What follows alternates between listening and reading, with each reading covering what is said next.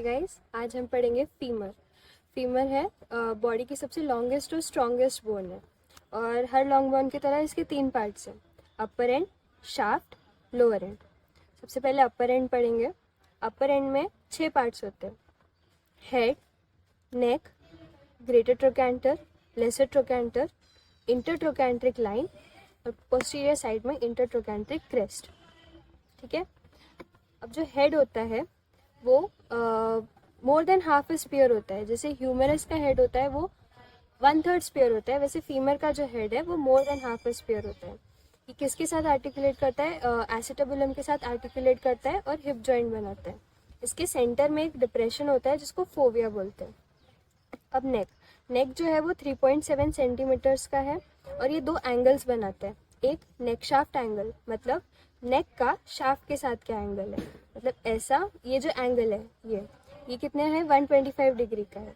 और दूसरा जो है वो एंगल ऑफ फ्यूमरल टॉर्शन, मतलब अपर एंड के ट्रांसवर्स एक्सिस और लोअर एंड के ट्रांसवर्स एक्सिस में जो एंगल बनता है उसको एंगल ऑफ फ्यूमरल टॉर्शन बोलते हैं। वो होता है 15 डिग्रीज का। ओके। अब जो नेक होता है उसके 2 बॉर्डर है और 2 सर्फेसेस है, upper border, lower border, anterior surface और पोस्टीरियर सरफेस।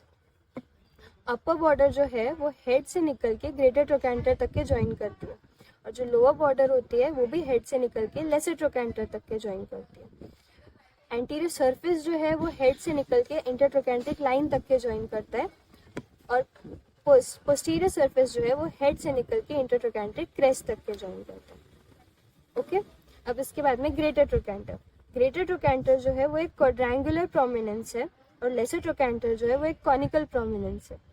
ग्रेटर ट्रोकैंटर के 4 सर्फेसेस है, 3 सर्फेसेस है और एक है एपेक्स है। ये एपेक्स है। एंटीरियर सरफेस रफ है।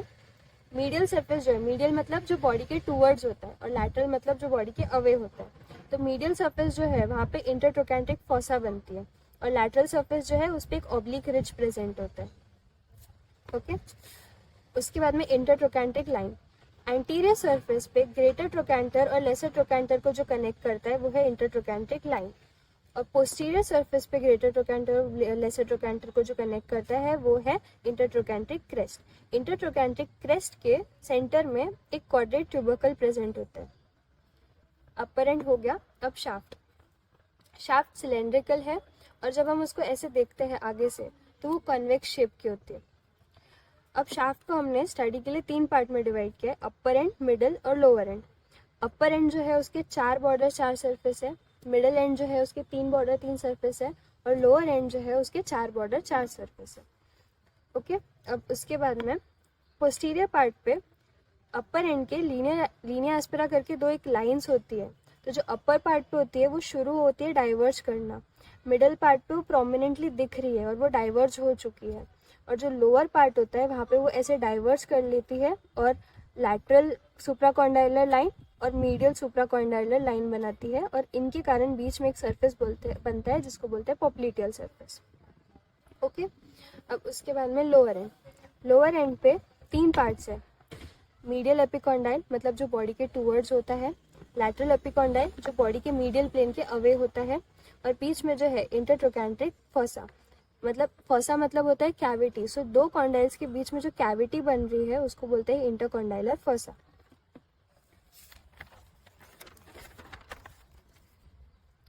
अब मीडियल एपिकॉन्डाइल। मीडियल एपिकॉन्डाइल है वो आइडेंटिफाई कैसे करेंगे?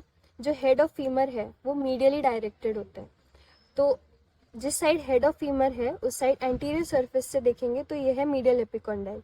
मीडियल एपिकॉन्डाइल पे एडक्टर ट्यूबरकल प्रेजेंट होता है। और उसके बाद में लैटरल एपिकॉन्डाइल। लैटरल एपिकॉन्डाइल मतलब मीडियल प्लेन से अवे है, तो हेड के जो अपोजिट साइड में होगा लोअर एंड पे फ्रॉम द एंटीरियर सरफेस वो होगा लैटरल एपिकॉन्डाइल। लैटरल एपिकॉन्डाइल जो है वो थोड़ा मीडियल एपिकॉन्डाइल से छोटा है, लेस प्रोमिनेंट है और स्ट्रॉन्ग है। ओके। और उसके बीच में यहाँ पे एक पॉप्लिटियल ग्रूव पास होता है। मीडियल एपिकॉन्डाइल पे अडक्टर ट्यूबरकल है और लैटरल एपिकॉन्डाइल पे पॉप्लिटियल ग्रूव है। इंटरकॉन्डाइलर फॉसा। फॉसा मतलब कैविटी बताई थी, तो ये जो है एंटीरियरली यहाँ से लिमिट होके पटेलर आर्टिकुलर सरफेस पे रुक जाता है और पोस्टीरियरली कहाँ खत्म होता है? ये इंटरकॉन्डाइलर लाइन पे। ठीक है। अब 2 आर्टिकुलर सरफेस है।